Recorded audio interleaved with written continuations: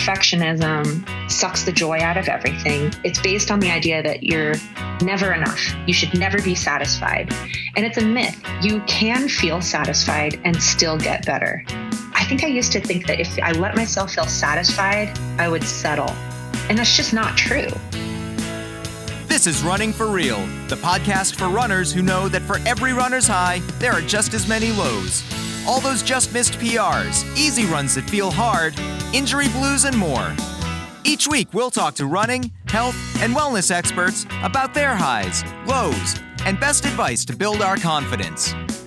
Running for Real is about being honest, being brave, and most of all, not feeling alone.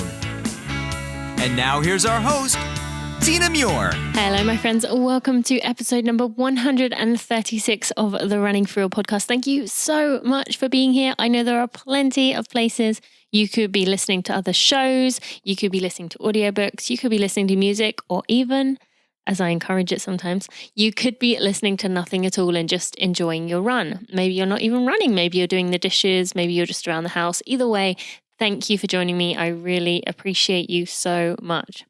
Now, last week we had Matt Futterman on the show. We were mostly talking about his book, Running to the Edge, which I absolutely loved. And as I mentioned last week, I'm not typically a person who kind of reads books about running for just enjoyment. I'm someone that kind of will read a book if I know I have someone coming on the show who I am interviewing and I want to learn more about them. But otherwise, I don't really read running books for pleasure. However, this book was fantastic. And you guys listening, I know this is your kind of book. It's really well written, beautifully written, and I just really enjoyed it. So we talked a lot about his book, and it is focusing on the story of Bob Larson, who many of you know as Meb's coach. If you haven't read it yet, go get it. It is so good. You can find links in the show notes if you need to grab it, or you can go to last week's episode as well. And today we have the first time I'm ever interviewing this guest. We both said it didn't feel right as we've actually been in touch for many years, but I think this might be the first time we've actually had an interview. We have spoken on the phone, things like that, but it feels weird saying this is my first interview with her. I'm really excited to bring you Lauren Fleshman today. We went a bit off topic a lot, especially because we didn't really mention running much at all, but it was an engaging and interesting conversation, just such a genuine woman, and I really enjoyed learning from her. This is an episode that's really going to get you to think as well. It definitely did get me. And just before we get on to the episode with Lauren, I just want to mention I've been telling some of you, or telling many of you who follow me on social media, on Instagram, on Facebook, that I'm working on a mental training course. Now, I've given 20 spaces out to a beta group, kind of a first group who are getting to take it a few months ahead of everyone else, kind of to test it out, to see what they think, give me feedback. And I did offer it to everyone. So if you did miss out on that, I'm sorry. However, it's going to be out to everyone very soon. But I may even have some updates along the way from them in their own words as they kind of go through it. Just if you are interested in this topic, it's going to go on sale in November and I'm really excited. I worked really hard on this. I honestly believe it's going to change running lives forever. If you are someone who has struggled with mental toughness, struggled with giving up in races, if you feel like your mind has been the thing that has stopped you from reaching big goals, this is what's going to help you. I'm so proud of what I've created here. And I just wanted to say today that if you did want to be one of the first to get in when it does open up in November, as there are only limited spaces, I'm keeping it as a class. So you go in as a group, you work together, you have that accountability as you're going through this. It's like a 12-week course where you're going to get lots of worksheets to fill out, things to do to kind of work on that mental toughness. I can guarantee you a spot if you go to tinamuir.com/mental training. If you don't sign up there, I cannot guarantee you a spot, and it will close up again in December and not open up again for a few months. So I just wanted to give you that heads up now. If you do want to make sure you get in, go to tinamuir.com/mental training. Now, before we go meet Lauren, I just want to thank Body Health, MetPro, and Janji for sponsoring this episode. So let's go meet her. This episode of the Running For Real podcast is supported by Body Health. You know by now that Body Health love to sponsor me, love to help you and help us to train. That you've heard me talking about this for years. I love them. They care about me. They care about you. They want us to succeed and to do it in a healthy, holistic way. They also have a 100% money back guarantee. So what do you have to lose if you haven't already tried it? Now, this is marathon training time. Marathon training is really starting to ramp up, which means it's the ideal time. It's when I had the most impact during my years in an elite. It would give me the confidence that I knew I was recovering, even if I wasn't able to eat at times as well as I would like to. Each 10-gram serving of Perfect Amino, which is 10 tablets, is the equivalent to 35 grams of dietary protein. Most people do take 5. I would take 10 in marathon training just because I felt I needed it. And I have been asked a few questions lately about those of you who have purchased about when to take it. It doesn't really matter exactly when you take it as long as you keep it away from fats and proteins before you take it. I go through various phases depending on what's going on in my life, but during heavy training, I found it was best to take it immediately after a run. That gave me 20-ish minutes to stretch, roll, or do other things, like gulping down some liquid that I've been dreaming about for the last 10 minutes, or maybe not even 10 minutes, I'd say hour and a half, maybe sometimes. But either way, it gave me that time to kind of get my body going, know that I was doing something towards my recovery, and then I could eat my meal. I knew I was getting the 8 essential amino acids to begin recovery process, and I could feel confident that my body was beginning to repair itself. You can get 10% off the entire Body Health site by visiting tinamure.com/aminos. That's tinamur.com/AMINOS. Go get yourself some Perfect Amino. It will really help your training.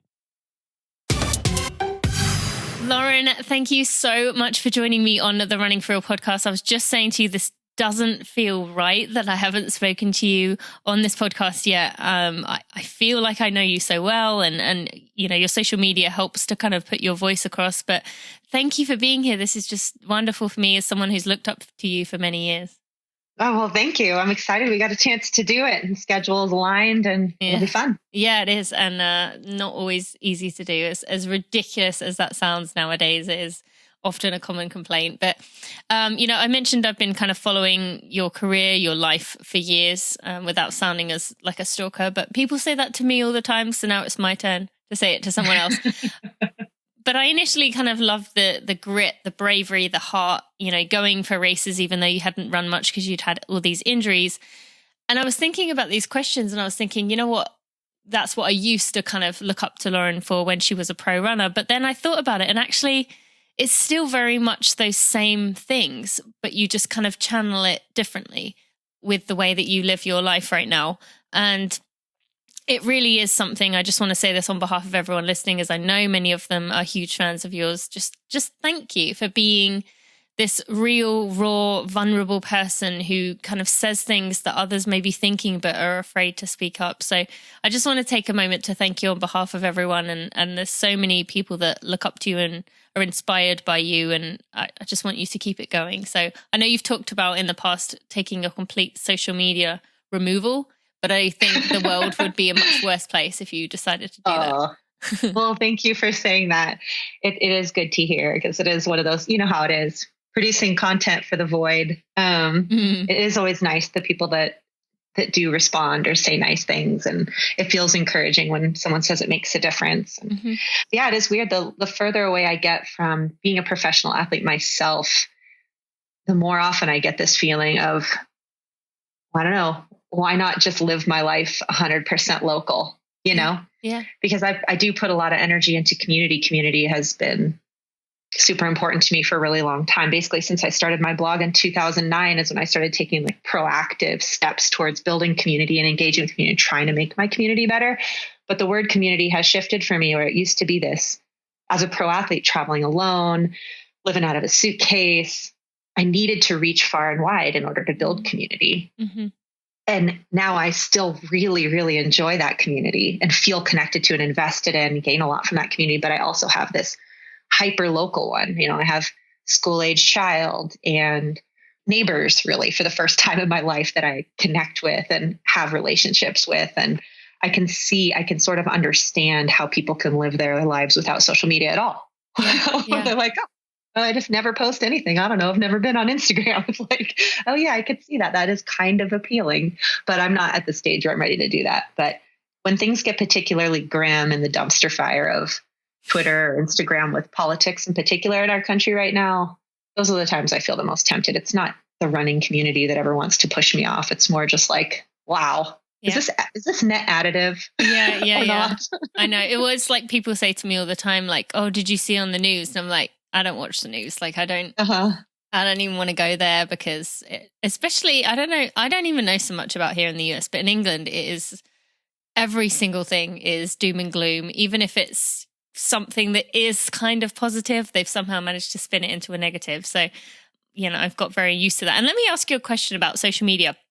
I personally think that we as a population are going to reach a point where we're all, well, not everyone, but the kind of trend is going to be to like, you know what, I'm shutting off, I'm shutting down. Like people keep saying technology, but I kind of feel like we're going to reach a point where people are going to completely reject it. And I mean, like the majority of people, not just, I know people do these silent retreats and things, but do you feel like we will reach a point of that? Or do you kind of get the feeling we're going to just keep going with more and more obsession of technology? No, it's funny that you say that because I was saying something like that to my husband a while back, and he's very much into technology and future, and we see the world very differently, and so he's good to talk to about things like this because he did not think that was going to happen at all. But I was just thinking about how when you look at macro trends of what happens, and you look at like the hipster movement, right? What was that 10 years ago that started, where people were wearing vintage clothes and like driving their Prius to dumpster dive. I don't know what it was like in England, but here it was just this really weird sort of people longing for a different time. And it's clear that social media has benefits, but it also has, resulted in a Trump presidency. It's resulting in these really racist, white supremacist, nationalist movements in lots of countries, in Europe, in your country, in Germany, and all these different places. It makes all voices equally loud, no matter how right they are or hateful they are or whatever. And I do think that I can see a time where people are just like, you know what? No, enough. I'm getting not a smartphone. I'm going to get a dumb phone, and I'm just going to like hyper focus on my community. And I mean, I don't know. I could definitely see a movement with people doing the delete Facebook stuff.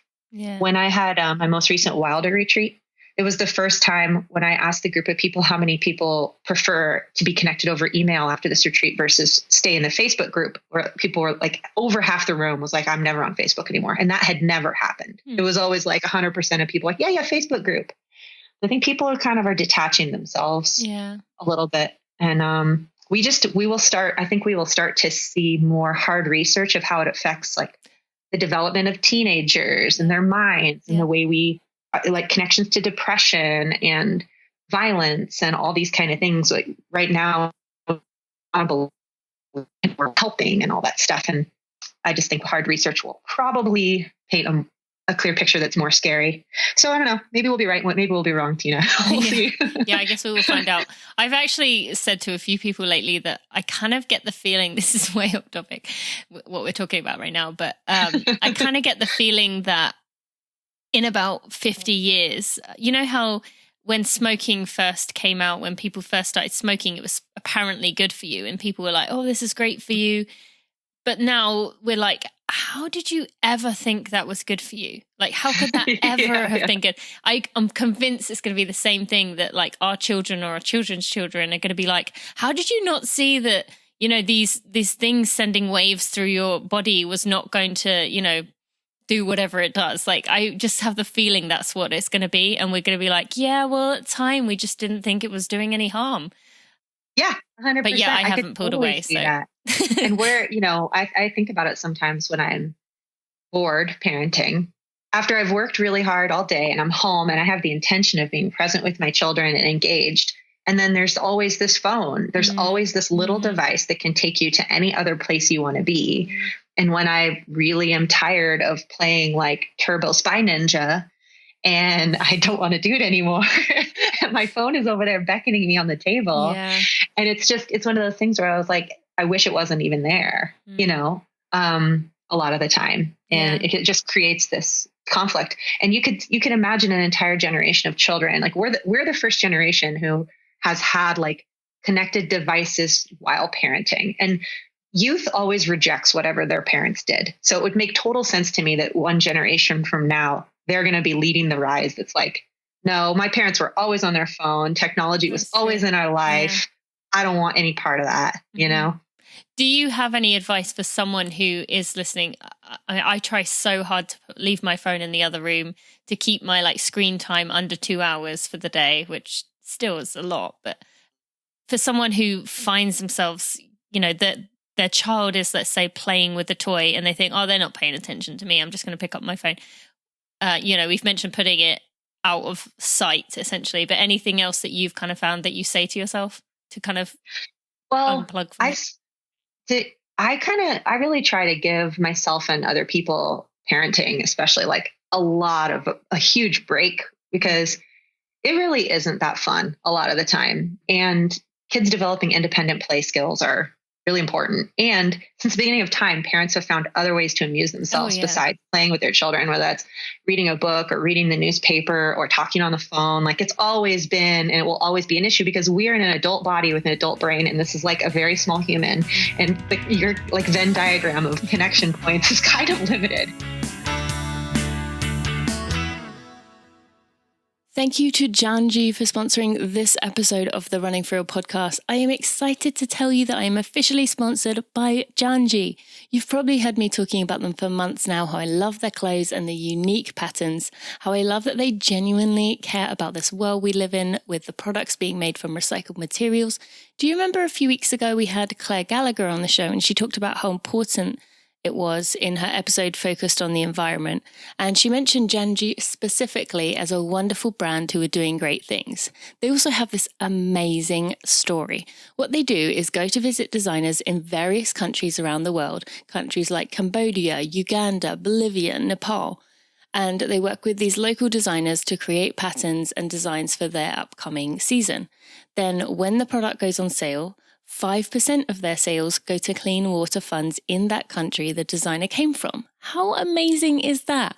And I have to tell you, I've been running exclusively in Janji for months now. You probably noticed, and they're so good. Many of the clothes are made from materials that actually do not require washing after each use, so you're saving water that way too. They're comfortable, stylish, and I absolutely love them. Go to runjanji.com, that's runjanji.com, and use code TINAMUIR, that's TINAMUIR, for 10% off your entire order anywhere on the site. I also have a page of my favorites if you're not sure which ones to go for. You can find that at tinamuir.com/Janji. So one more time, that's RUNJANJI and .com, and use code TINAMUIR for 10% off your order. So stop giving money to brands that are only out there for themselves and start supporting this wonderful company. Just watch them for a while and I guarantee you'll see what I'm talking about. Since the beginning of time, parents have found other ways to amuse themselves besides playing with their children, whether that's reading a book or reading the newspaper or talking on the phone. Like, it's always been, and it will always be an issue, because we are in an adult body with an adult brain. And this is like a very small human. And your like Venn diagram of connection points is kind of limited.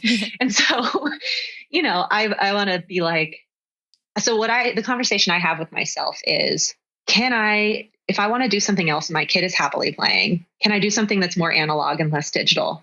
Can I pick up a book? You know, can I amuse myself around the house with something? Just some other way of engaging that doesn't involve the addictive nature of a screen, and also just the lack of control. Like, when you have a phone, when you engage with your phone in one of those moments, you could engage with any infinite number of things in that phone, and you don't really have control over what comes in. If you check your email, like, you don't know what you're going to get, how it's going to affect your mood. If you pick up a book, there's one thing you're going to get from that book, and it's the book. And you know it, and you have more control over what you're allowing into your brain and into your space while you're with your children. So I guess that's kind of what I say, is I just try to like push myself to spend the time doing something that feels healthier. No, I think that's even if great it's not like playing trucks with my kid. You know, sometimes I just don't want to. No, and a lot of what they do, I mean, my daughter's obviously a lot younger, but you know, I find a lot of the time she's just sitting there, you know, playing with something, and I'll watch for a few seconds, but then I'm like, okay, like, honestly, I'm bored. Like, this is not that interesting watching you try, and like right now it's trying to put a diaper on her toy. Like, that's really not that interesting. But the first like 11 times, and then but then you know, I like the idea of something analog or something like a book because, you know, I quite often read while I'm sitting with her a bit. Every now and again, she'll come snap the book shut. And that's a clear sign like, hey, I'm still here. And yes, obviously that's kind of a like me, pay attention to me thing. But it's also, it snaps you out of it. Whereas a phone, it's so addictive. It's got that, you know, they are designed to be addictive. So it's not as easy. You might think, I'm just going to finish scrolling through this and then I'll pull myself away. There's no end. Yeah. There's no end. Yeah. But I think about too, if I am modeling reading a book or picking up my guitar around my kid, right? I'm not going to be upset if I'm hanging out with my kid in a room and they're a couple years older and they pick up a book or a guitar around me. But if they're on their phone or iPad and it just completely gone, that's going to be upsetting for me. And so I try to remember that. That's kind of where I guess where we're both sort of saying the same thing. It's just that those analog items are more easily put down. You know, it's sort of like one level deep of engagement with you can be pulled out to be there with the other people in your room or your life. Absolutely. Well, thank you I know that was off topic for anyone listening, but let's kind of carry on from that with, you're known about speaking out about these things, especially ones that matter to you. Equality is a big one right now for sure. Now, for those listening who, and I will admit in the past, I've been kind of naively thinking about this, and you, along with a few others, are kind of people who have really opened my eyes to this. But do we really have that far left to go with equal rights? People might be thinking, you know, it pretty much is the same. I don't feel like my life is too different to a man's, to someone of a different color, to different sexual orientation. Like how far do we have to go in your opinion? Well, I would just say that the answer that any of us would give on that is going to depend on what seats of privilege we have. So, you know, I'm a cisgendered white woman that came from middle-class family and now is, you know, upper middle-class family. You know, I can say that things feel equal to me, but I'm not walking around with brown skin or trying to express public affection with someone of the same sex around people who are bigoted or think that I shouldn't be allowed to marry, you know, someone like me or whatever. So I think that since Trump won the presidency in the United States, that really opened my eyes because I thought we didn't have that far to go with like racism in our country. I was really kind of buying the story of how far we've come and really focusing on the positive and kind of unaware of just how different someone else's experience is walking through the world who looks different than me because they're born with more melanin, right? I just it never dawned on me. And I don't live in a very diverse community. Bend, Oregon is like 95% white people. So, you know, it's easy to tell yourself the story. And I think it's okay. It's okay to like acknowledge that your perception of reality isn't reality because 52% of white women voted for Donald Trump. I mean, like blows my mind in our country. Like that is crazy.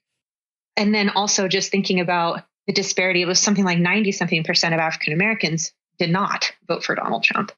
And when you have that big of a disparity, it's like, okay, clearly racism is still like legit. Yeah. White people are walking around in La La Land. And so what I did was I really took stock of like, okay, let me look at my social feeds. How many voices of color are actually in my feed? How many people on the front lines of the LGBTQ community? How many people fighting for civil rights, for immigration reform, for all these things am I actually following? And like very few, you know, I'm not going to say none, but I just had to have some really honest conversations with myself because of the state of our country where I was like, holy shit, like, democracy is at stake. This is super scary.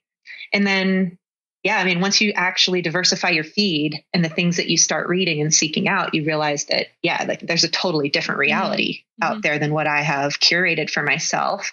But let me just pause you there with that feed aspect. Is any part of that because those are the people you have met in person, and were you mostly following people you had physically come to know, or did you have other people in there? It just happened to be all, you know, white women or white men.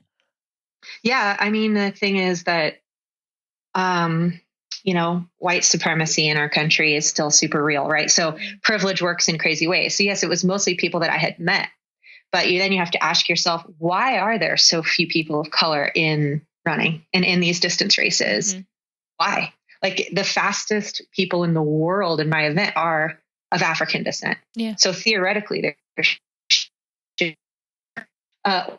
Americans who, share that DNA who should be kicking my ass in our country, and from England and everywhere else. And there are some, but like when you look statistically, those ratios they don't match up with the general population. And a lot of that is privilege. It's like the ability to have access to and be exposed to these sports, to have parents able to haul you around places, to live in neighborhoods that support that where you can run safely outside.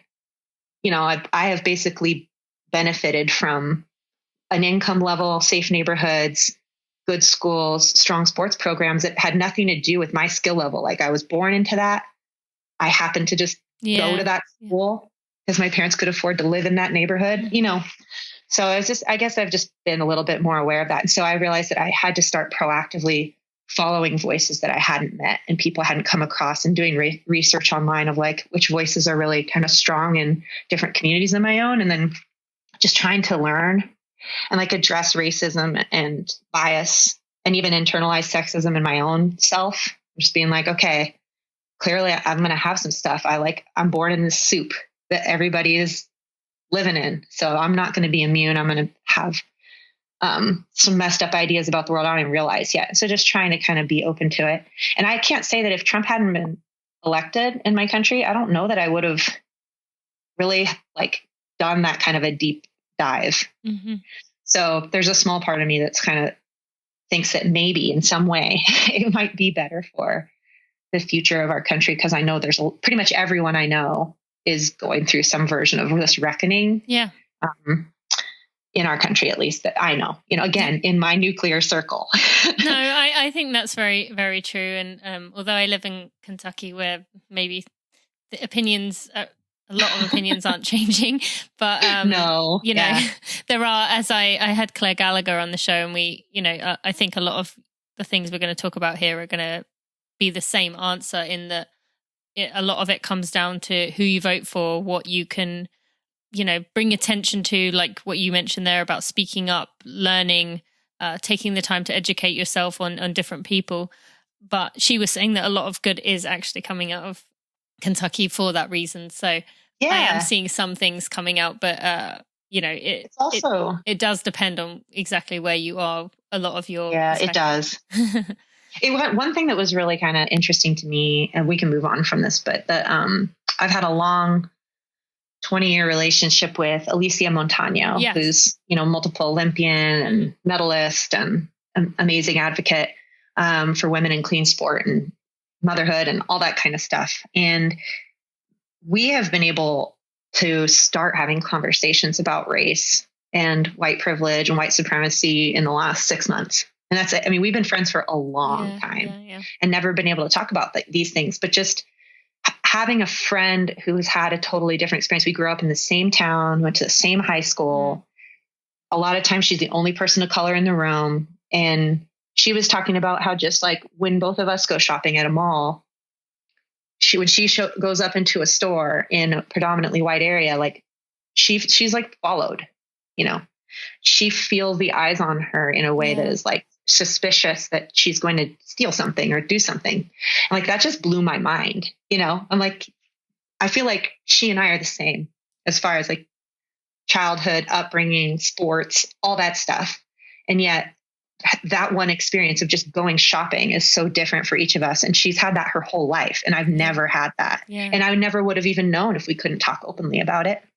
So, it's crazy. But I think it's good that, like you said, more and more of those conversations are starting to come out, and people are beginning to question themselves. Like you said, people like you and I may have grown up in a situation where you never really had to think about it. And now we are, which, will make some people uncomfortable. But at the end of the day, it's good that things are moving in the direction where we can have these conversations. So thank you for kind of explaining about that. And one more thing, as you did mention, Alicia, and she was obviously known recently for speaking out about the pregnancy kind of care, maternity care, or lack thereof from Nike, and I saw you put up a photo not long after it talking about Oiselle signing you at 12 weeks pregnant.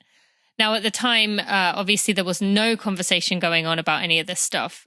Did any part of you feel pressure, even with Oiselle, to make it worth their while when you were pregnant and during maternity? Or did Sally not even give you a hint of that? I guess the difference was Sally and I at Oiselle, we talked about it before I signed. So it was very clear. I was like, I want to get pregnant this year. I also want to sign with Oiselle, and I want to return to racing, and I want to be a good investment during the time. So what does that look like?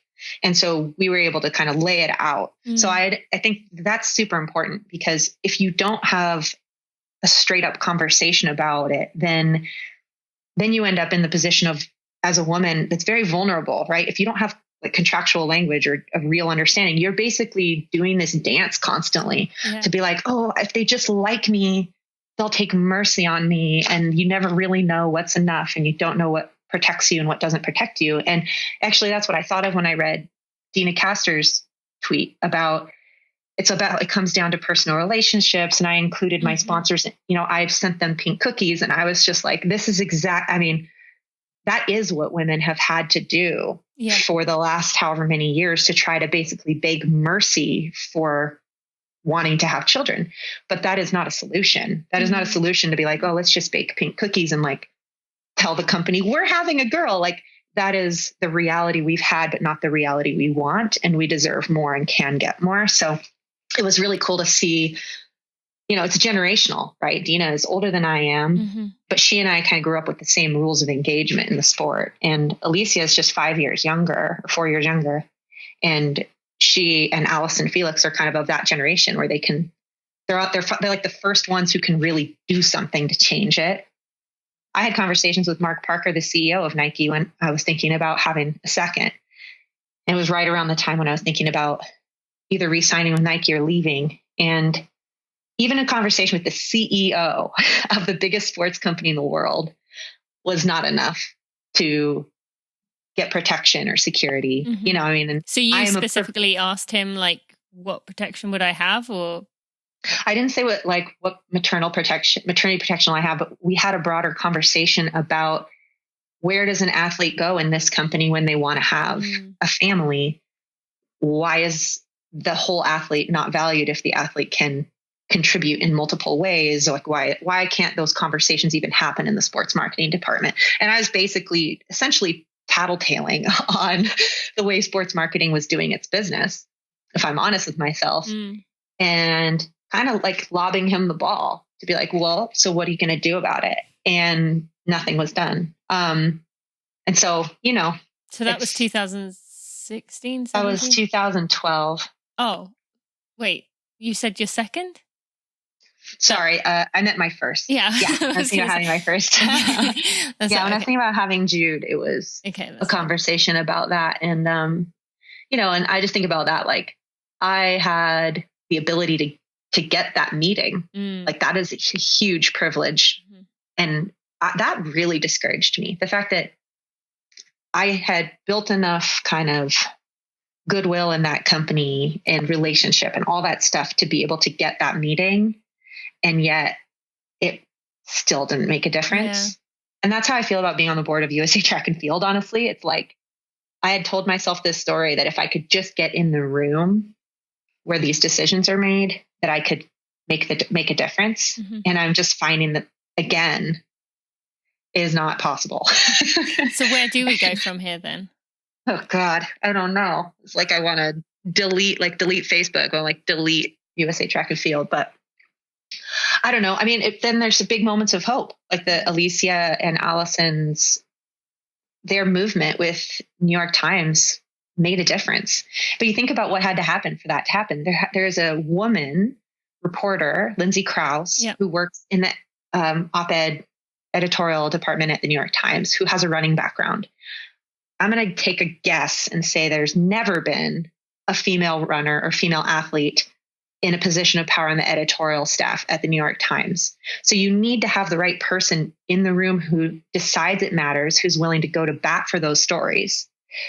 And this is like equality at the level of like the decision makers, the people, the journalists telling the stories, the decision makers making the rules, the laws, like lawmakers. Like it has to have equality all the way up, because otherwise you're just screaming into the wind. Yeah. And that's what it feels like a bit at the board level. It's just like, it's hard to get a critical mass. But, maybe it wasn't me that could make the difference on maternity.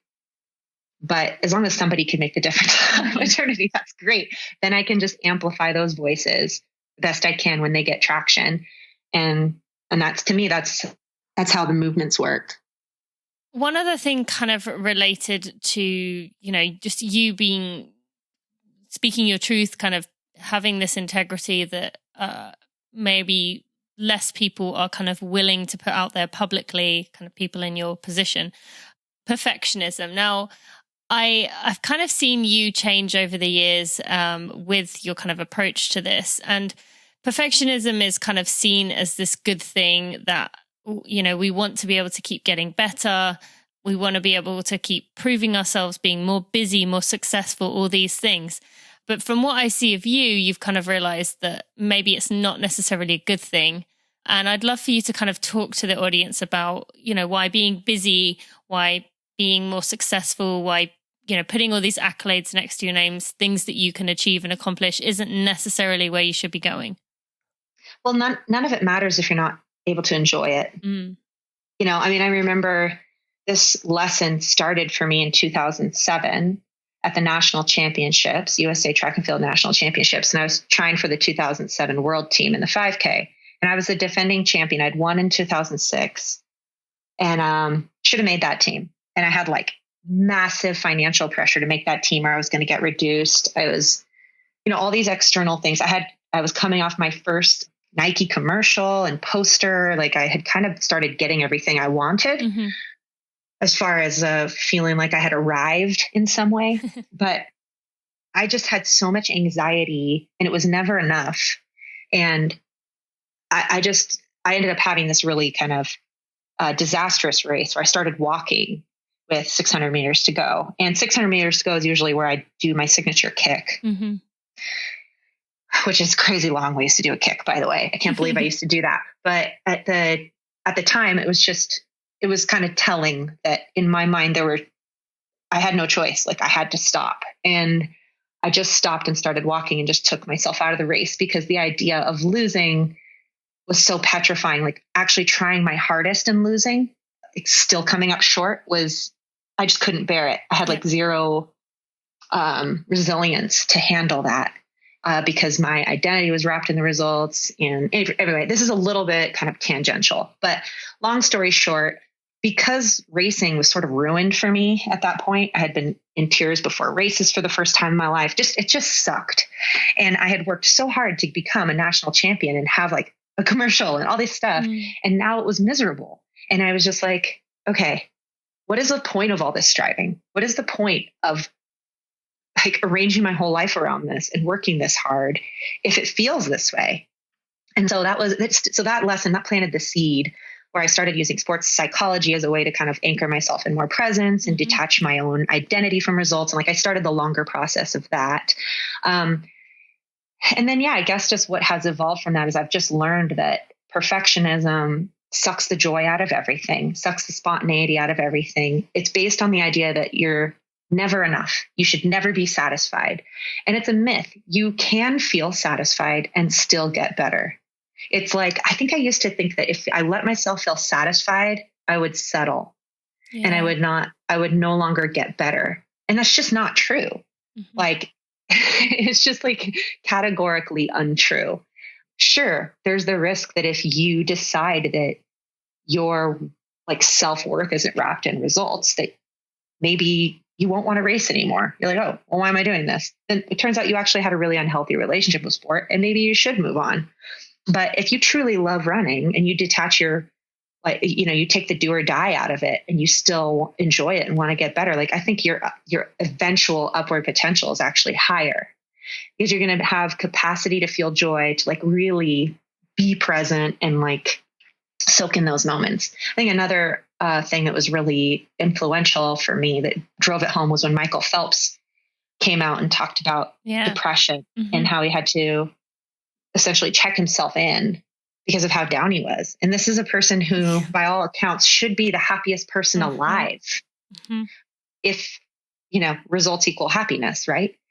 But you have to practice feeling satisfaction and feeling joy along the way in order to continue feeling satisfaction and joy at the highest levels. And so that's how I coach my athletes. I'm like, yeah, I know you can trust yourself. You're always going to want to be better. I'm not worried about you wanting to keep improving. We have to practice setting conditions for satisfaction that are achievable and then feeling satisfied with them before we take the next leap. You can't just skip over all the joy, right? Or what's the point? No, exactly. You and I are kind of at a similar point with our own running in that we've kind of done, you got to a much higher level than I did, but done the kind of elite thing and then have kind of stepped away, come back to it, but come back to it with this kind of almost like childlike approach to running or to everything really, but to running in particular, like for me running Boston this year and running 2:58. If I'd have run 2:58 at the top, I wouldn't have, because I would have, like you said, dropped out because I wouldn't have dared have that time next to my name. But now, you can still try hard. You can still commit yourself, maybe not to the same extreme, but you can still push yourself. You can still want to be the best that you can be in that moment. And I've talked on this podcast about on that day for me, I gave it everything I had. I really gave it everything. And that was the best I could do. And I was okay with that because the journey was kind of the important part. Whereas for me, towards the end, as kind of you mentioned there, the finish line, the result, the kind of, oh, well done, you won again, or whatever it is, that was kind of what was driving me before. So I just wanted to bring that point home because there's so many of my listeners who constantly are kind of saying that same thing that you said, kind of like about Michael Phelps, like, if I can just get to this time, then I'll be happy. Or if I can just, reach this level or do these things, then everything will be great and I'll be really happy. But I would say, I don't know about you, but I would say I enjoy my running much more now than as a whole than I did before. And yes, okay, those high moments of career goals being better than maybe the best I could do now. But at the same time, overall, I enjoyed the journey. Whereas before it was a lot of really high highs and then a lot of really low lows. Yeah, 100%. And I think it's essentially what we're talking about is being self-approved, right? You deciding when you approve of yourself versus when you've reached some other externally determined level of what's good or not. Or even if you've set that level of good or not, but it's based on based on, let's say, the industry. Like if you're a professional runner, you're in a career where it's quantitative. So it is clear that the widely defined view of success in the sport depends on place and time, right? And comparison against you and other people who are doing this at that level. So for you to be a professional athlete and still insist on being self-approved in that space, it's harder for that person than it is for us now, right? Like right now, it's still hard. Like it's hard for any person to make that decision to feel good about themselves without the comparison trap or any of that stuff. But yeah, I feel like that's what's so great for me right now being a coach of elite athletes, because I think if I wasn't coaching elite athletes, I would lose so many of these lessons of like how what I'm learning now on the other side of elite racing could have been beneficial to elite racing. But because I am coaching every single day, women trying to be the best, I'm getting to put these lessons to work with them and guiding them. And it's really cool because I think it is helping me have a more positive relationship with my professional running career as well. Cause I'm sort of re-experiencing it through kinder eyes and a more generous heart when I look back at my old self. And if I wasn't coaching, I think I would be just like moving on. And maybe the podcast does some of that for you too, where it forces you to remain engaged, at this level where you aren't like fully, completely moving on, Well, and I think part of it is you've realized, and I've realized maybe that it doesn't matter if you like, I guess I kind of thought when I stepped away from that level, people wouldn't care what I thought anymore. People would just kind of be like, oh, what a has been, why don't you just go away already? But actually it's kind of the opposite. Like, A, people are still impressed by what you used to be able to do, but B, they still know you have the knowledge. They're still interested in you, and a lot of it interested in you because of the kind of person you are. And particularly, you and I both being able to speak out about things that, are important to us. They are happy to see you kind of seeing the real you kind of coming out, rather than it just being kind of this curated or one-sided kind of view of you. So I don't know if you experienced that, but I thought no one would be interested. Whereas the podcast has shown me that actually people are interested regardless of whether I ever took another step or not. Yeah. I remember when I first stepped away, well, it was really hard for me to make the decision to step away because there was a lot of fear around that. And it's a reflection of where we placed, well, I guess I shouldn't speak for you, where I placed my own self-worth. And I can say, honestly, I get grossed out by a lot of the ways I used to think as a professional athlete now. And I look back and I try to look at that version of me with kindness and compassion because I was doing the best I could. But if I'm being honest, I didn't care what ex-pros were thinking or doing. Like when they were, when I was really in it, trying to be great, and people who were, quote, has-beens, and they were on the other side, I wasn't interested. Like I was paying attention to what the fast people in my sport were doing and how they were doing it. And how can I have that? How can I get there? And so I think because I had been so judgmental of people on the other side, it made it hard for me to take the step to the other side, right? Because I was aware there were going to be people like me who really don't care. And there are people probably who still look at you and are like, okay, she was a has-been. Who cares what she has to say? She's out here doing that. But there's way more people on the other side who aren't professional runners who value the complete human, right? And then in the elite athlete world, there's going to be a mix. There's going to be some of those people that do look up to you or me and are looking outside the sport for inspiration, outside the pure like achievement level on the track or roads. And then there's going to be people who are completely not interested in us at all. And that's fine. That is so true. And it's nice hearing you say about the previous version, like how you were and not being judgmental towards that, because I think we can all be quite critical of the way we used to be. And I found that recently. I was on a plane I was coming back from England on my own, and my daughter did the first 9-hour flight, did really well. It was exhausting, but she did it. And then we had the final flight back to Lexington, and it was a 2-hour flight, and she just did that textbook scream the whole way. And I was doing the rocking back and forth, and I was going shh, shh, shh, shh, but nothing was making any kind of difference. And I was finding it so hard, I think, because I knew I had been that person that in my head was going, shut that baby up, shut that baby up. And so I found it so hard to give myself compassion because I knew I had thought before when a little kid had been screaming, like, can you not shut your child up? So that really made it dawn on me about how you need to give yourself compassion for the way you used to be. And I probably thought that as a 21-year-old, who I was obsessed with running. I was completely selfish in every single way. But yeah, it definitely made me think. Yeah.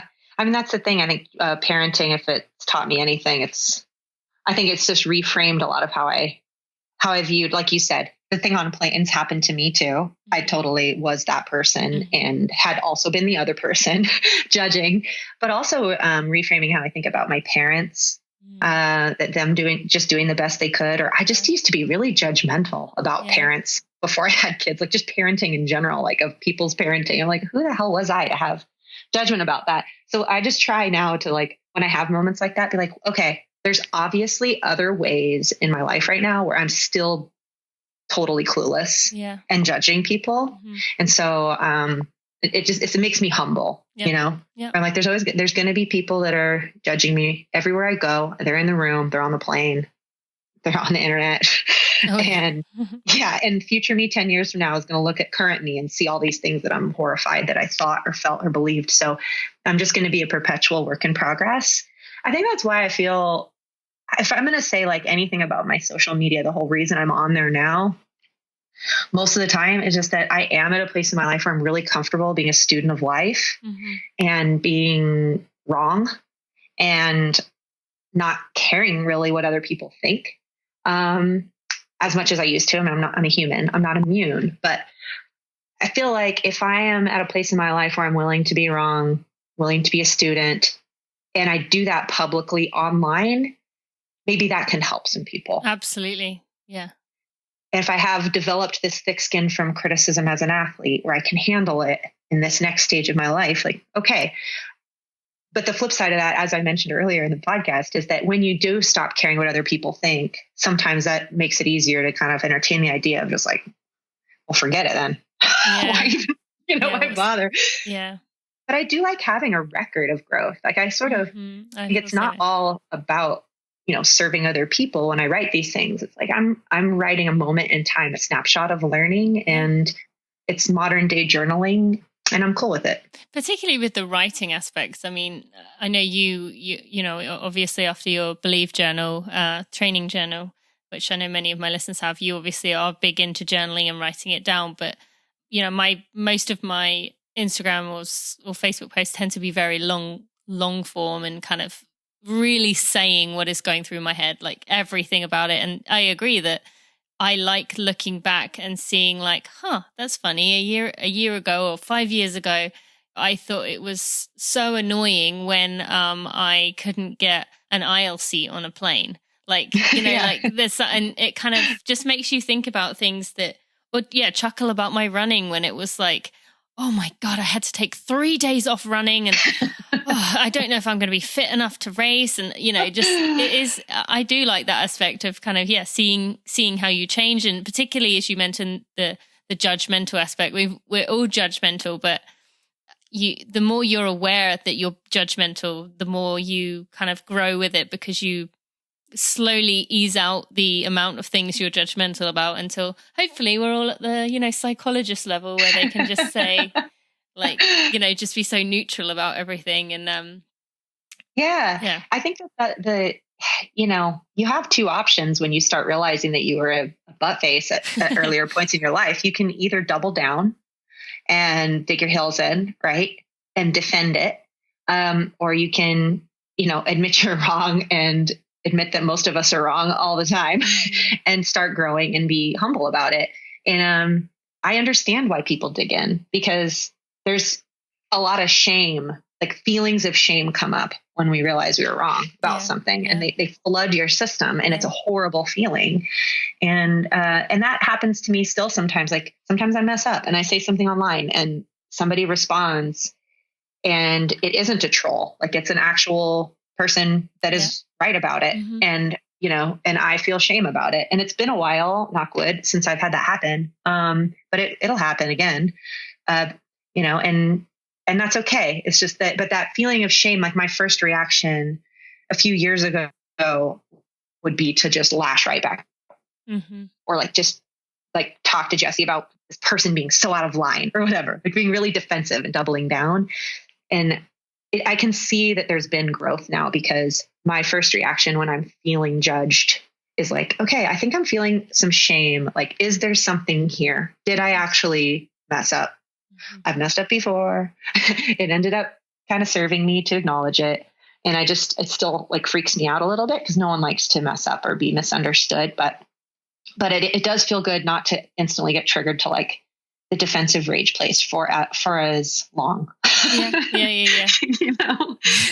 I feel the same way. And it usually when someone says something, as long as they're not, a troll who's just saying something for saying something's sake, but someone that you know and you care about. And I've had a few of these in my community of me speaking out about something, and there's usually some grain of truth in there.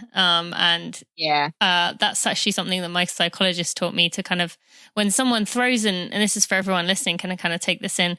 When someone throws an insult or maybe a passive aggressive remark at you or something, you can take of it what you will, that you can say to yourself, okay, is there some kind of truth to this? What can I take? What can I learn from this? But you can also kind of not take it. You can say, thank you for that, but I'm handing it back to you. If it does end up just being someone who's just saying something because of something that is going on with them. And I think that's often what we forget as well, is that sometimes it's not even to do with us. Sometimes we will make a mistake, like you said, but sometimes it's not even to do with you. It's to do with something else that's going on within someone. So everyone listening has someone who makes remarks or says mean things to them. And I just wanted to bring that reminder as we are talking about us making mistakes, but also the reminder that sometimes you're not making a mistake. It's just something else that someone else has going on with them, but isn't quite ready to address it yet. So and my friend Marianne Elliott, she's a she's a human rights lawyer, and she co-hosts the Wilder retreats with me and leads the writing. She leads a lot of social justice stuff in New Zealand, and so she's constantly being attacked. As if she's not a human being, because she really does put herself out there for social justice issues. And she gave me some really good advice when we were at Wilder together in June, where she was just talking about how at first she used to be really sensitive and really try to listen to everything. And then if you do work in a career where you're going to be subject to like a barrage of negativity, at some point you have to kind of draw a circle around whose opinions do you care about? Who are you going to, like, it's not that you aren't going to take criticism, right? Like, we all want to be open to legitimate criticism, but if you get something, you're like, is this a person that actually cares about me? Are they actually familiar with my work, or, who I am overall as a person? Because if they're not, and this is a one-time thing, and then kind of deciding, okay, if they don't meet these qualifications, then no, their opinion doesn't matter to me. Like, it actually just doesn't. And it's okay to just, like you said, let that go. Have you heard Brene Brown talking about the 1-inch square of paper? No, I haven't. Oh, I've mentioned this before on the podcast, but Brene, I take it you know who she is. Yes. Brene Brown talks about you should have a 1-inch square of paper, and on it write the names of the opinions that matter to you. Now, obviously, that means you can't fit many names on a 1-inch square of paper, and you should keep that on you. And if someone out of those people says something that is, hurtful, or something that, could be taken as an insult to you, you should kind of address it. Say, okay, this person cares about me. They love me. They obviously, there's something going on, something that I'm doing. But anyone else who isn't on your square of paper, you can kind of just choose to take it or leave it. So yeah, I like that. I like that. That's idea helpful. As well. Yeah, very similar. All right. So, I want to just kind of wrap up here with one more section of things to do with, you do these retreats. You've mentioned the Wilder retreat. You do your own writing. Still got Picky Bars in the picture, Oiselle. You have a podcast. And as you mentioned, you've been coaching some elite runners and really kind of enjoying that. So how do you find the time to fit all of those in when you have, you've said it's a priority for you to be present with your kids? And secondly to that, do you ever feel guilt when you're doing any of those things, like you should be with your kids, making the most of them while they're still young? People always say, oh, the time goes by so fast. How do you kind of get around that? Yeah, I've sort of acknowledged two things that are going to happen. One is that my kids are going to end up going to therapy someday, because we all end up there if we can have access to it, no matter what I do. And the other thing is that I am going to be one of those people, like every other parent, who says time goes by so fast, enjoy these times. But I hold those things. I just accept them. I'm not trying to like beat the game of life and not have those things happen. I'm just going to do the best I can. But I also really took to heart some of the kind of parents of, let's say, teenagers or early empty nesters that I know, who are like, you know what? It does go by really fast, but like, I actually wouldn't go back to the stage you're in right now, because that stage is so hard. And I'm glad I had it, but I don't need to do it again. And it just keeps getting better. I hear that all the time. It just keeps getting better. And I just sort of feel like, it's going to run its course. Am I going to have regrets? I think no matter what, we're all going to look back and be like, oh, what if I had done that differently? I'm just going to give myself a break on that, because for the current time, I have found a balance that works for me, which is I get 35 hours a week of childcare.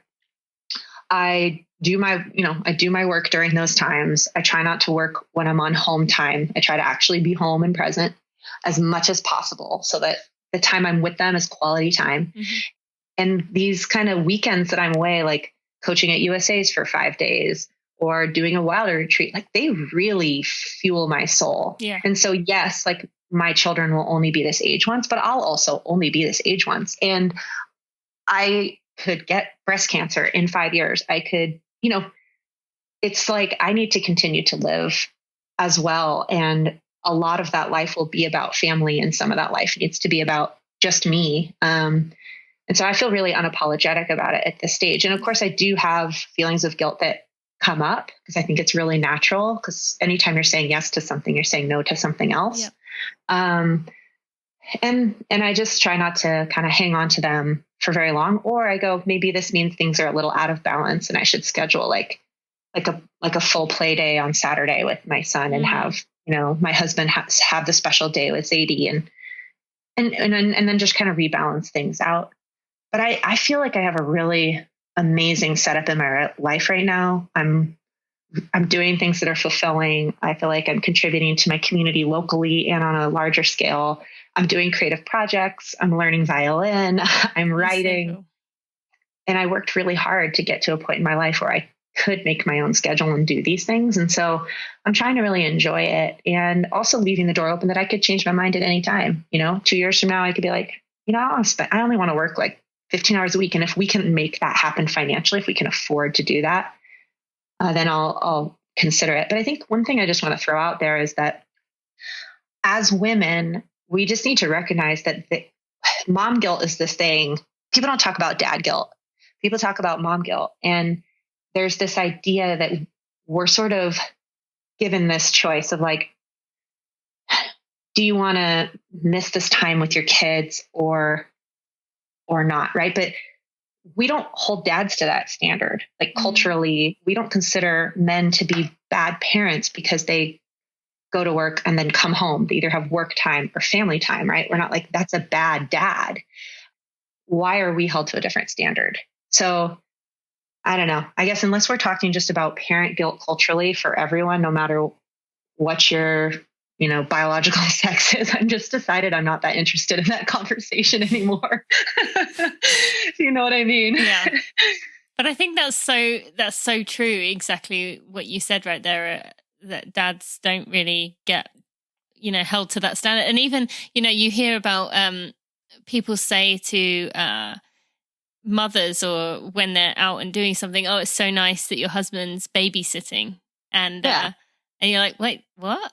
No, they're being a dad and I'm doing something for myself. Like, but it does need to change. And I feel like we're getting there because of conversations going on, but I don't know. There's so many things that I keep thinking, like you said earlier, that we are moving forward and then we haven't. And actually, I mentioned this to you before, but I really want to just go over this as just kind of, well, there's two more things I want to just ask about, but yeah, that's fine. We were, as we were on the parenting kind of situation here, we talked before we started recording about, I said that I heard you say on our podcast, I can't remember whose it was, about when Jude was a newborn, you didn't really let Jesse do anything overnight. When he was, woke up and cried at night, you got up, you had to do everything because you felt he was working, he was training, he needed to be doing his stuff, and this was your job, kind of your situation.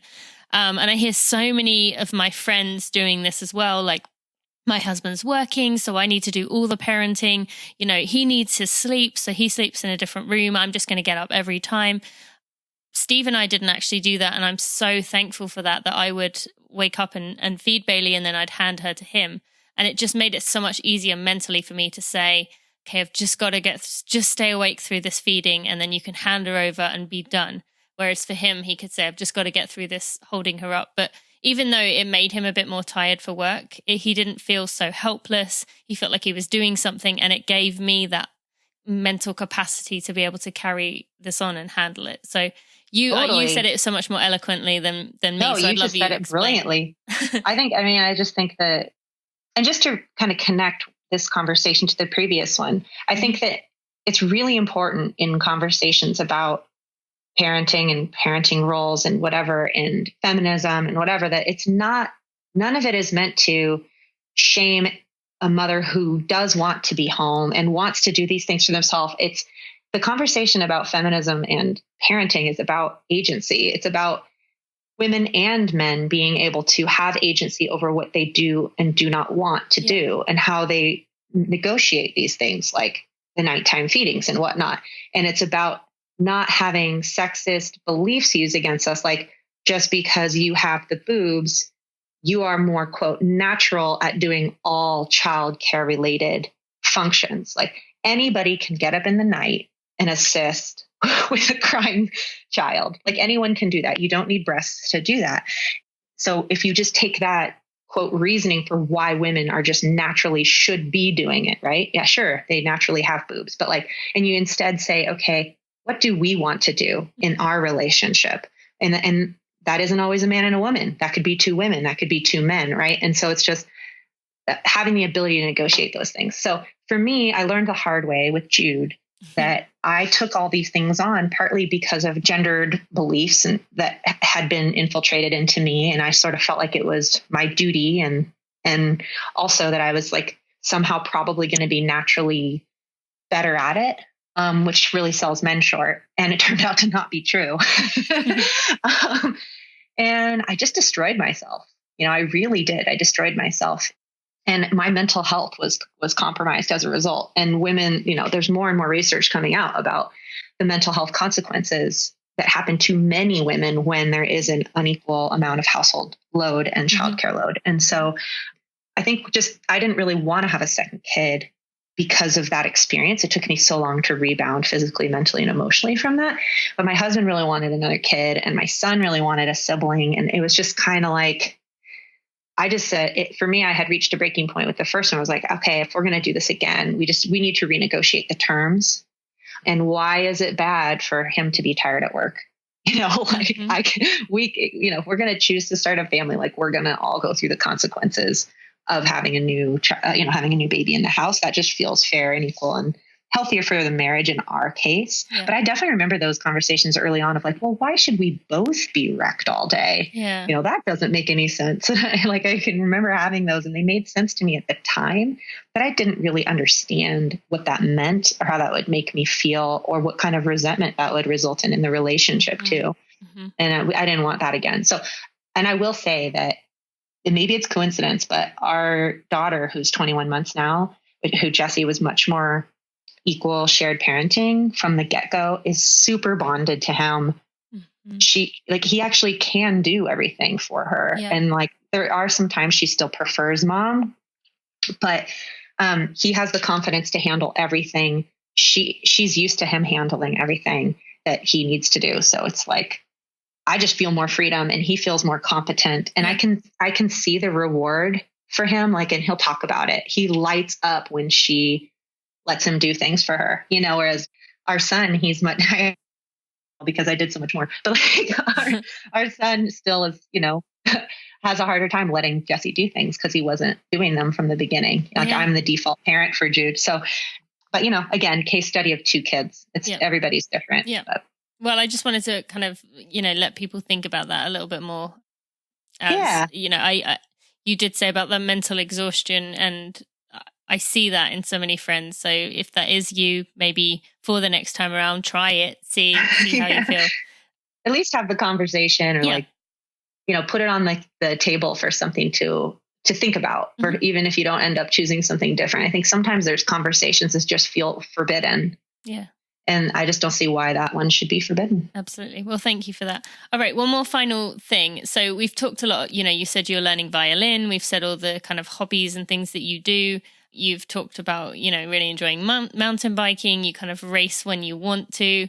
I just wanted you to kind of give, I guess, a pitch to people who might feel like, they have some big running goals, but just to kind of remind them that it doesn't have to be about exclusively running. You and I have both talked about how we stress so much about things when we were going for big goals, but maybe make a pitch for the other side, the side that says, yes, you can run. Yes, you can try your best. Yes, you can train hard, but you can also do other things and actually maybe enjoy your life even more than you would reaching that big goal that you want to get. Yeah, I think it's like, I think it's just like we were talking about with putting things on the table to re-examine them. I think we need to do that with our running. I like to do it annually at a minimum, where I just look at it and I think, is this still serving me? Is my relationship with running in the current state that it's in serving me? How is it serving me? How is it working against me? How is it positively overflowing into the rest of my life? How is it negatively? Mm-hmm. And what other options are there out there? And, and just kind of looking at it. And so right now I'm at a place where running competitively. It's not a focal point for me. I'll do it now and then, but I don't arrange my whole life around it. And it's awesome. Mm-hmm. Yep.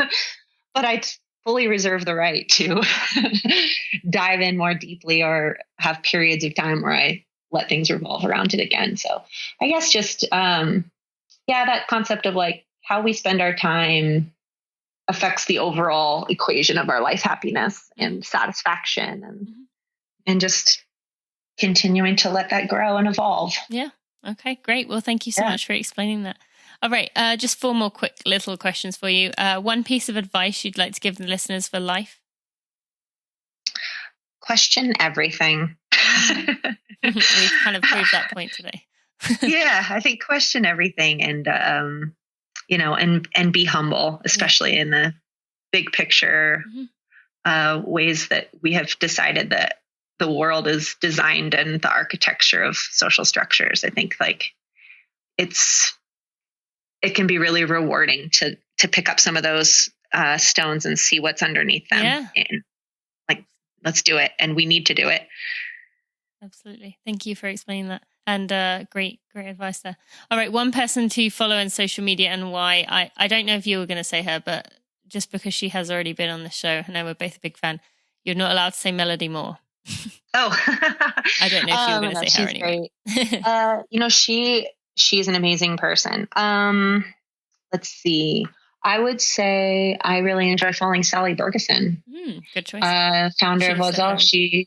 If you look at her Twitter feed, it is a little bit of fashion, but it's a lot of like feminism and social justice issues and bigger picture. She's really brilliant. Yeah. And she just has a great way of kind of curating her feed and retweeting a variety of voices. So someone like her can, and also, sorry, I know you said one, no, it's okay. Go for it. Cheryl Strayed is another one, the author of Wild. Mm-hmm. She's another person who I follow who just as often, or maybe even more often, is retweeting other people's voices than saying her own original thoughts. So I end up getting exposed to a lot of people and voices that I don't follow. And I just feel like they're very socially conscious, good human beings. Mm-hmm. So I learn a lot from, actually my life benefits from following them. So that's also a good example of, you mentioned earlier about kind of expanding who you're surrounded by, and following who those two follow is another good way of finding kind of some of those people that are doing good things. And I just want to say Sally is episode 35 of the podcast, if anyone wants to go back and listen to that one. How do you want to be remembered on this show? How do I want to be remembered on this show? I mean, the question used to be, how do you want to be remembered? But people kept thinking I was saying that they were dying tomorrow, so I decided to change it. I guess I just hope that I probably is a lot more than a runner, because we've hardly talked about running really. Fairly. And that hopefully it's a nice reminder that all of us are really like complex, multidimensional human beings, even if we hear often from others that we're not, or if we feel like we're in a career or family that tries to push us into one small role that they feel more comfortable with us in. So yeah, we are more than one thing of anything. All right. And finally, a running for real moment, something, as we haven't talked about running much, something that only runners will understand. Oh, I guess probably just that I'm an idiot when it comes to my own running, even though I coach elite athletes, and that I basically do stupid stuff like jump in 100-meter strides with our 800, 1500 runner, Rebecca Mira, who just ran 203.04 and pull my hamstring when I haven't been doing training, just dumb stuff like that. Or I'll be like, oh, this time I'm going to really work my way in gradually. And then I don't. And so I have the kind of And I have a huge distaste for core strength or physical therapy exercises. And when I was a professional runner, I did everything anyone told me to do. But now I am that person who comes back to PT the next week and they ask me how I'm doing. And I say, I haven't done any of my exercises. So do you know, honestly, I know that's not a good thing, but that is so refreshing for me to hear, because I swear every single week, my husband is like, when are you going to stretch? When was the last time you stretched? When was the last time you rolled? And I'll say, well, I did it at the gym. And he said, that doesn't count. When was the last time you did a warm up? And I'm like, I just don't have any desire to do that right now. And I know. we just every week I get this disappointing look from him that's like, when are you going to learn? And I'm just like, I know, but I just don't care. Like, and it's so bad. But I tell people to do all this stuff and I don't. I'm sorry, guys listening. I don't do it myself right now. Maybe I will again. I hope I will again. But here's the thing. When you have a goal that is really captivating, and you are holding that in one hand, and in the other hand, you're holding kind of the, I don't know, the realities that if you get hurt, all that work will be gone. Yeah. Like there has to be like an urgency to do that stuff. And so without it, it makes sense why people don't want to do it. It also makes sense why people have such a hard time getting started as a runner or getting into a routine, you know? So that's why I'm such an advocate for having goals and for sort of changing the conversation around what success looks like in sport. Like as far as like fast versus slow, or as Steph Rothstein-Bruce says, the F word or the S word, we try to keep those out of sport, because I feel like goal setting is so individual and everyone should feel like their goal is valuable no matter their speed. And if we as a running community can truly like deeply believe that and support people in that way, then I think people can have an easier time really standing tall in what their personal goal is without judgment. And then they'll feel motivated to do the little things. And that's such an exciting place to be. I mean, that is what I miss. That's probably one of the only things that I miss about elite running, is that I did feel like I woke up with this purpose and it was easier to do the things that are annoying to me now. But I don't think you have to be a professional athlete to do that. In fact, I know you don't, because a lot of the women I interact with at Wilder retreats that run at various levels, it isn't related to speed. It's related to how much running has captured your heart. Yeah. Absolutely. Yeah, I think that's so true. And I know there's a lot of people listening here who do all those little things every day. So well done to you, and keep going towards those big goals, as I know that's obviously what's getting you doing it. All right, Lauren. Tina. Oh, sorry. I was just going to ask if it was okay to share a code with your listeners. Sure. Yes, I would love that. Yeah. I would love to just let people know that if they wanted to try Picky Bars, they could, at 30% off by running for real as your code. So running for real as the code. Well, I know you have a lot of international listeners that can. Yeah. On pickybars.com. Okay. And they definitely. So a lot of international listeners, sorry, you can't take advantage of that without really expensive shipping. But I know you have a lot of USA listeners too. And it'd be great to just offer them something as a thank you for listening to this entire thing. us rambling about everything except running. Although I'm going to make this really unprofessional and ask you, can we change it to my name, Tina Muir, just because the running for real gets confusing with the number 4, the word 4. So if we could just change it to Tina or Tina Muir, we'll just have 2. Okay, that thank way you. I'll be special. Will be Tina Muir. Well, you got two social media people, so this is my payback. Nice. Okay, cool. So, Lauren, thank you so much for that code. That is so generous of you, so kind. And I will put so many links in the show notes, you guys, so go check them out. Thank you so much, Lauren. You are wonderful, and it was an honor to speak to you. Thanks. Oh, it's a pleasure. Thank you very much, Tina. It was great. Keep doing your great work. It makes a difference. Thank you. Thank you so much to MetPro for sponsoring this episode of the Running for Real podcast. By now, you know that these ads are not ads. We are actually here with the founder of MetPro, Angelo Poli, who has been kind enough to give us some of his time to answer some of our questions. Now, today I thought we would ask a question that one of the superstars asked, which is Deborah wanted to know, how does one follow a kind of meal planning, eating in a household from, for example, if someone was to use MetPro, because it seems so individualized that it'd be difficult for a family to follow. So if you could explain, how does that work with families?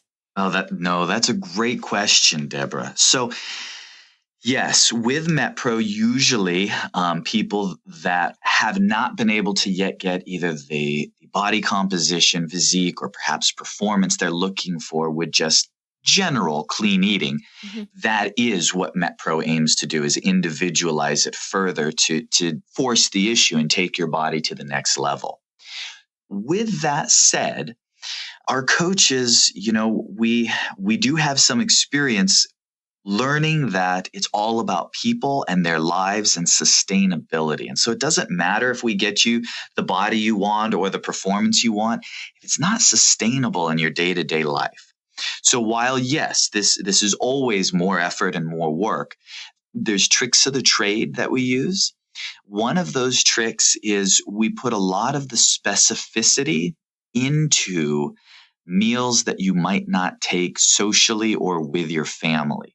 Mm-hmm. So, for example, if I know somebody eats together as a family for dinner or has a standing lunch or whatever the circumstance is, if I have some highly specific things that I am going to ask them to do, I'll have them do that either at breakfast and or during their snacks that they might not take socially. And then that way at lunches or dinners, we can have a little bit more of a margin to make them family friendly or flexible. Right. Another small element that contributes to that is I'm a big believer in a good food prepping strategy.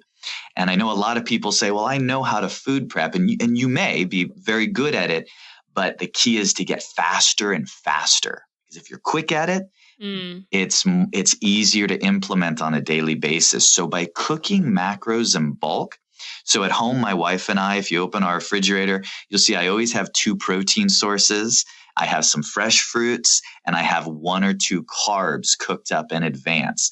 And that does suit a family setting really well, because then instead of cooking something different for the family, you're just measuring out your assigned amounts. Mm-hmm. Okay, that's great. Very helpful. Thank you so much for explaining that one. And I'm sure that is something that quite a few people have been wondering about. So thanks for kind of clearing that up. And thank you to Deborah for that question. You can go to metpro.co/Tina to find out more information and get your free consult. So what are we waiting for? My friends, if you have a minute and you could leave a review on your favorite podcast player, Apple Podcasts, iTunes, Stitcher, Overcast, Pocket Cast, Spotify, or whatever else podcast player you use to listen to this podcast, or if you would subscribe to this podcast, you will help me get out in front of new runners to make our tribe even bigger and even better. It might not seem like you as one person can make a difference, but really it helps a lot. And it shows me you appreciate the hard work I put in for those. Thank you so much. Oh, she is so awesome. It was even better to talk to her than I expected it would be. And I do apologize we went off topic, went off running a bit in that one. But I really enjoyed where our conversation did go. And it got me thinking a lot over the past few weeks since I recorded. So I'd love to hear your thoughts on what we talked about today too. Now, be sure to go get yourself some Body Health Perfect Amino to get that recovery process going, especially if you're a marathon training. And if you want to be on the wait list for my mental training course, the one I mentioned will open in November. There will be only limited spaces. It will sell out.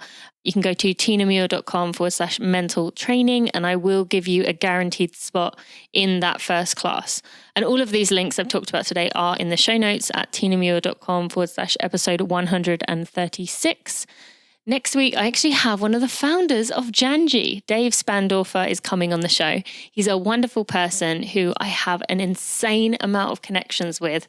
It felt like our circle of friends were basically the same people without us even having ever met. In many cases, they were just exactly the same people that we'd known all these years. It was shocking to me that we'd only met now. I told you earlier that I'm now sponsored by them, and in the ad I told you just how wonderful they are and what they are doing because they care about this world. It really makes my heart so happy. We're going to hear the full story next week. I didn't know it either, and it was great to hear Dave explain it and just how passionate he is about this topic. I can't wait for you to hear it. Go subscribe if you haven't already, and have a great week. Thanks for listening to the Running for Real podcast. Be sure to check out tinamuir.com for show notes and even more helpful running information.